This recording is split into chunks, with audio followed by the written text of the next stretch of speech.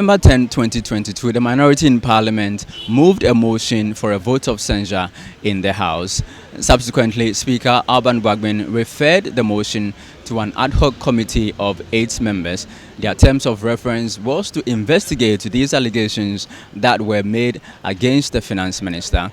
Last week, the committee laid the report to Parliament and today presented same to the House. Speaker Alban Bagbin then called for a debate and then after the debate put the matter to vote. Let's now hear from the proponent of the motion, the minority side.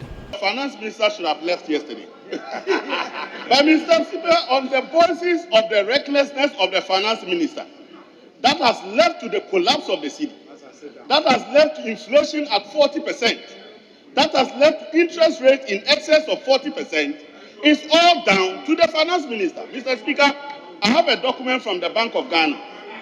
This document I will tender in evidence.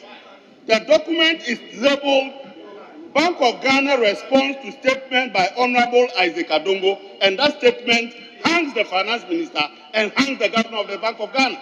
Speaker, the enormity of the assignment before us today is one that we must not take lightly.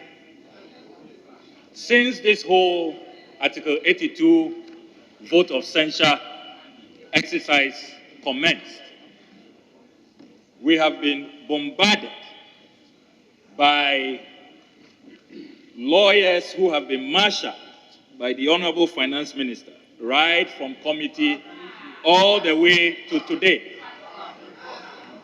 We just listened to the Honorable Attorney General.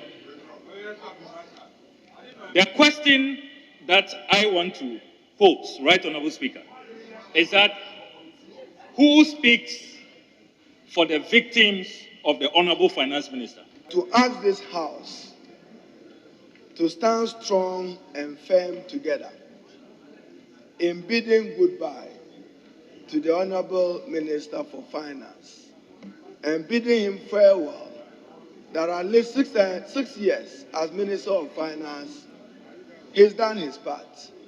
He's done his part. He started well in 2017-18 and started dipping with poor performance into 2019 and 2020. And we have a responsibility as representatives of the people to hold him accountable. And be reminded that this House, the Parliament of Ghana, so established under Article 93 of this Constitution, is not a quasi-judicial body. And it is not, even as you extended to this committee with your Nemo Das rule, it is not the committee of the Honorable K.T. Hamo and Dr. Ayene is not an adjudicating committee. We'll now hear arguments raised by the majority side against the motion. I am coming from the angle of groundless. I rely on the provision groundless. Mr. Speaker, 30B. My honorable minority leader knows how to prepare a document for the purpose of evidence. He knows what to do when he wants to get a document for our records. Mr. Speaker, I contend that that paper, which we have not seen, which Mr. Speaker has not seen, which has supposedly been laid, cannot, Mr. Speaker, cannot be said to be a proper document for the purpose of evidence. It is not. And it's very misleading, Mr. Speaker, a picture that we don't know the source. Mr. Speaker, if you may give me a copy, let me show it to you. Mr. Speaker, clerk at table, bring it. Mr. Speaker, with your leave, the clerk at table may let me have it to make my demonstration. Article 69(7) relating to the impeachment in respect of presidents provides for the president to be heard either by himself or through his elected lawyer. Article 95(2)(d), which relates to speakers having to vacate their office, does not bear the construction of they having to be heard. That is Article 95(2)(d). However, own standing orders is the one that you have used to expand the remit of Article 95 2D. That is why I found it strange that whereas the Constitution provides that the minister must be heard, people were kicking against it, that he must be heard only on the floor. And even if he lets to be heard through his lawyer, the lawyer will not have any space. But today, as I've said, we have converted souls, so we will live with them. Attorney General Godfred Dame was also in Parliament today to raise some legal arguments in favor of Finance Minister Ken Ofori-Atta. Speaker, indeed, if that's the case, then this Honourable House was also not close to its jurisdiction at all to consider any of the grounds for or in support of the motion for censure, apart from what I think may pass, which is ground 4. Mr. Speaker, I will illustrate why. Ground 1, which is the conflict of interest, it has already been argued extensively that indeed CHARGE is the authority with sole jurisdiction to probe matters bordering on conflict of interest.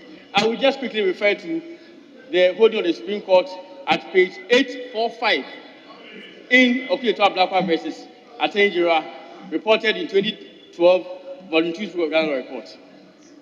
Just a very short sentence. It says the issue of conflict of interest raised here can easily be resolved by recourse to Article 287 of the Constitution. Article 287 mandates the complaints against a public officer under Chapter 24 of the Constitution to be investigated exclusively by the Commission for Human Rights and Social Justice. The Speaker, even the court, avoid a determination of issues of conflict of interest. How much more Parliament? Hearing arguments from both sides, Speaker Alban Bagwin put the motion to vote. But before that, this happened. We wash our hands. We wash our hands of this. J must come. J must come. J must come. J must come. J must come. We are washing our hands. We are washing our hands. Shame! Shame! Shame! Shame! Shame! Shame! The Speaker will then give his ruling on the motion after the voting exercise was done. I now put the question on the motion that was moved by the minority leader and seconded by the minority chief whip, which is what resolved in the resolution. And so the resolution reads as follows. Whereas by the provisions of Article 82 of the Constitution and Orders 106 and 108 of the Standing Orders of Parliament, this House hereby resolves as follows: to pass a vote of censure on the Minister responsible for Finance. Those in favor, after the secret vote, is 136. Those against, 0. Abstentions, 0. Now, in accordance with Article 82(1), which reads, Parliament may, by a resolution supported by the votes of not less than 2/3 of all the members of Parliament, pass a vote of censure on a Minister of State. Following the terms of Article 82(1), the vote is accordingly lost. Also in Parliament today, the MP for Doma East, Paul Chumberima, urged organized labor who have vehemently resisted government's new bond exchange program to help government revive the economy. I believe, as I said earlier on, it's in their right to complain. It is in their domain. But looking at the times we find ourselves, it's also time that we have to take a bitter pill to be able to support this government to revive our economy. We don't need to wait and say, had I known. And that will not be something that we all have to think about. Let's take the opportunity available to us now and let's revive our economy. We are in difficult times. We are in challenging times. Nobody should say that the country is enjoying some luxury now. No. So therefore, that if somebody is enjoying luxury, as he's saying, a government person, clearly then that person must know what he or she is doing is not in order. We must all support the average Ghanaian, support everybody, so that together we can revive our country. And this is the point we are now. So yes, we will. I will agree with the UTAC people, but it's an appeal that at this point, let's do this to protect. If you see, the most important thing is that if you look at these bigger investments, and these are bigger banks, the people who has a lot of money there are these teachers, are these small kids. So obviously, if those monies are not protected, they may lose more.